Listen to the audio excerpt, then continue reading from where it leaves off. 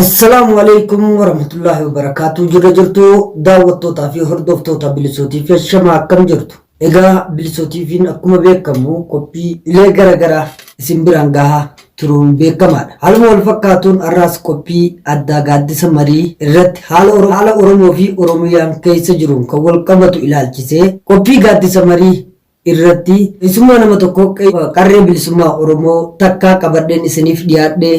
jira. Egaa daawwattootaa fi hordoftoota keenya hamma xumura sagantaa keenyatti saabskraayib gochuun nu hordofuu hin dagatinaa isiniin jedha. Hidhaafa jechaa tammaate nutti hin jirruuf ammoo ekeraa miti. Malli maali ree malli maali. Hidhaafa jechaa tammaate nutti hin jirruuf ammoo ekeraa miti. Malli maali ree malli maali. Qabsaa'uu malee furmaanni hin jiru yoomillee. Falmachuu malee furmaanni hin jiru yoomillee. Egaa daawwattootaa fi hordoftoota bilisootii fi keessummaan teenya eenyu jechuun keessan hin oolu. Keessummaan teenyaas maqaan isii Jaal Biiftuu jedhamti nu hordofa. Assalamu alaikum warahmatullahi wabarakatuh. Kam jirtu Biiftuu baga nagayaan waamicha keenya kabajjee gaaddisa marii qophii keenya kan guyyaa irraa irratti nuuf argamte dursa galatoomin siin jechuu barbaada. Duraan dursee assalamu alaikum warahmatullahi wabarakatuh. Ashama harka fuunee kabajamtootaaf jaalatamtoota ilmaan Oromoo akkam jirtu nagaa fayyaa qabdan isin jecha isinis carraa kan asirra naaf heeruu keessaniif hedduu galatoomaan isin jaa. Tole egaa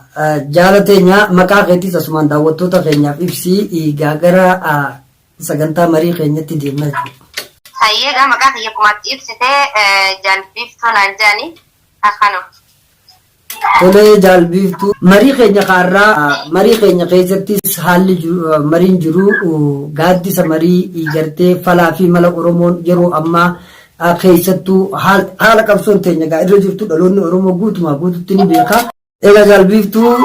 falli gartee Oromoon yeroo ammaan tanaa qabu haala yeroon amma qabsoon teenya keessa jirtu haala gaa abdachiisaas fi haala akkaan gaa murteessaa dhalli kamiyyuu gaa dhaloota keenya osoo hin taane egaa diinota keenyaas dhiiga boocisaa hanga addunyaan gurra qabattee iyyutti deemaa jirtu kanarratti akka Oromootti egaa malli gaa maalii falaa fi malli Oromoon qabu maalii siin jedhe. Hayyee galatoomii falaa fi malli amma keessatti Oromoo qabu bakka jiranii biyya keessaa fi biyya alaa kan jiraatan Oromoon biyya addunyaarra jirtu hundinuu bakka jirtu waraana bilisummaa Oromoo cinaa dhaabbattee duuba akka isaan lubbuu isaanii nuuf kennaa jiranitti gabrummaa kana wajjin hiddaan buqqisuudha qabna.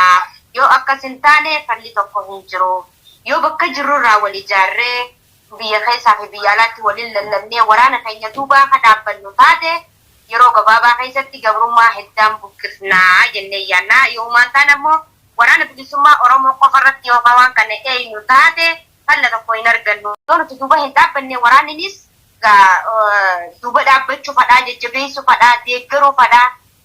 waa hundaanuu waraana keenya duuba dhaabbannee guutumaa guututti gabrummaa hiddaan buqqisuu qabna. Yeroo gabaabaa keessatti falli Oromoo qabu kana akkuma waraanni keenya ifaajii kafalaa jiranitti nutis warroonni biyya adda addaa irra jiru kan biyya keessa jirus waraana keenya wajjin aarsaa isaan kafalaa jiran kana waliin kafaluu qabna. Maaliif jennaani yeroo waraana keenya karaa adda addaatiin keessaa qabsaa'ota Oromoodha waraana bilisummaa Oromoodha uffisuudhaaf balleessuudhaaf waan hin yaadin hin qabu diinni jechuudha. Waan hin yaadatamin itti yaadamin hin jirtu waraana bilisummaa Oromootti. Kanaaf dhiibanii cabsanii diina isaanii fonqolchaa ta'e isaan qabsoota na sadarkaa irraan gahanii bilisummaan isaan galatoonfattu jennaani amma duraasillee balleessuu dadhabanii hanga arraan tanaa waan ibtuubaan deebisan dhabnaani Oromoo sabbaan walitti buusuudhaaf ta'anii waan adda addaa shiraa adda addaa tataa jiranii. Kanaaf Oromoon addunyaarra jirtu hundinuu akka gurra hin kennineef waraanni bilisummaa Oromoo beekatee itti kan inni falmachaa jiru qabsoo isaatti fufaa jiru. Oromoonni warroonni biyya keessa jiru kan biyya alaa jiru miseensota waraana bilisummaa ta'u oromummaan guututtu diinaaf gurra kannuu hin qabdu yeroon ammaa tuni yeroo diinaaf gurra kannuu miti yeroo da'aa miti daqiiqaa teenyatti fayyadamnu jirra maaliif jennaan qabsoon tun deemtee sadarkaa kanarra geessee jirti amma immoo itti tumsinee gochaa fi jecha namaa ibduu balata keenye olola diinaa akka ta'e beeknee dhugaafitti himnee kaanee waraana keenyaa duuba dhaabbannee waan qabnuun warroonni biyya keessa jirus gama waraana isaanii osoo mootummaa gabroonfataa kana jala deemu osoo hin taane osoo inni itti dhufee bakkatti ukkaamsee gara biraa isaan buusuu hin taane osoo namni itti himnetti ifitti beekanii ka'anii akka gama waraana bilisummaa Oromoo galanii yookaan immoo gama waraana isaanii dhaqanii gabrummaa wajjin hiddaan buqqisan hora gabrummaa irra jira akka waliin gabrummaa kana nurraa xumuran abdii guutuu qabna maaliif jennaan akka hin taanetti du'aa jiranii diinni luukkan taane isaan godhaa jira mootummaan gabroonfataan kunis kaayyoon isaa Oromoo dhabamsiisuudha Oromoo dhabamsiisuuf ka'ee dhaabbachaa jira rafaan jiru kanaafuu ammoo warroonni biyya keessa jiru akka gama waraana isaanii deeman osoo himina tokko malee waraanni bilisummaa Oromoo isaanii jecha du'aa jira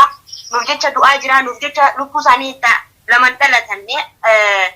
kannaa jiranii biyya isaanii gabrummaa jalaa baasuuf nama isaanii bilisa baasuuf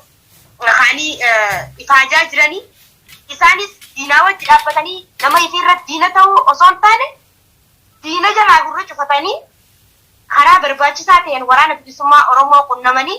diina akka waraanaa wajjin irraa buqqisanii kanumaan dhaamaaf warroonni ammoo biyya adda addaa irra jiru waan barbaachisaa ta'een dhaloota ijaaree olola diinaa kan sammuu dhaloota Oromoo kana keessa jiru walis siqee wal ijaaree tokko tahee saba isaanii akka wareegamu waraana bilisummaa Oromootii wajjin akka aarsaa hanqaate kana egaa bareedaadha wanti ati kaaftee yeroo ammaa kun yeroo akkaan fardii fi murteessaadha dhalli keenya addunyaa kanarra jiruus akka falatti wanti nuti qabnu tokko gartee taa'ee tokko irratti ilaaluun bu'a qabeessa akka hin taane akka dhalootatti inni dammaqees warra hin dammaqin dammaysuu ammoo hin dammaqiniis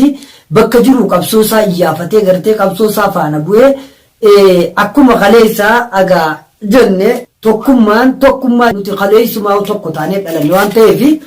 dhaloota ganamaa sanirra deebi'anii dhiiga gartee hundee oromtichaa karraa dhalatanii fi akkuma Oromootu maqaa Oromoo kanaan salphina kana ofirraa kaasuuf bakka jiruuf dhaloonni Oromoo kanuma dhugaan dhala qulqulluu Oromoo ta'e hundi gama jiru gartee yeroo gurriis ijiis gartee akkasuma gartee qaamaa qalbiin guutuuni kara qabsoo teenyaa kara hidhannoo keenyaa deebi'ee waan godhuu danda'u godhuu irra jiraatu jetteeti dhaamsa kaaftee kuni ta'uma qaba jenna nutis galatoomii gama keenyaani egaa daawwattootaa fi hordoftoota Bilisoo TV viidiyoo tanaa rakkoo konishinii akkasumas haala yeroo irraa hundaa'ee xiqqoo tana hurrii isin biraan geenye garuu guutuun viidiyoo tanaa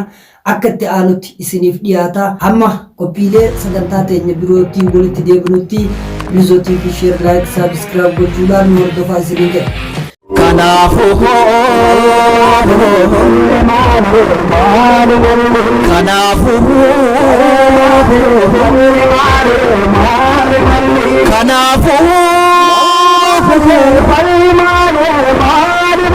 Qabsaa'uu malee furmaanni jiru yoomillee falmachuu malee furmaanni jiru yoomillee